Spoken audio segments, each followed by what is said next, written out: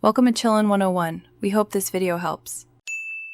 You begin by finishing the stitch where the color changes, stopping just before the final pull-through so you control the loop. This locks the old color in place. Once done, drop the old yarn, pick up the new color, and draw it through that last loop to secure it. Make sure to leave a 4/6-inch tail of both colors for later weaving. We do this so tails can be neatly hidden and won't unravel. Tie nothing. Secure with carried tails instead. You will now secure the tails and manage any floats.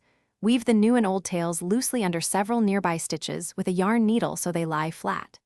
Meanwhile, if working stripes, carry the unused color along the wrong side and catch it every 3 to 5 stitches to prevent long floats. Make sure not to pull too tight when catching. Tight floats pucker the fabric.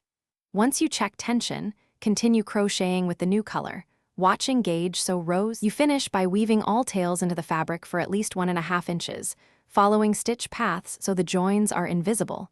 Trim excess and tuck ends flat. If the join causes puckering, make sure your catch points weren't too tight and adjust tension, then block the piece to relax fibers. If you see gaps or loose joins, pull up a new stitch and redo the join carefully. For many changes, label strands and keep colors organized so mistakes are. Thanks for watching. Consider subscribing if we helped you.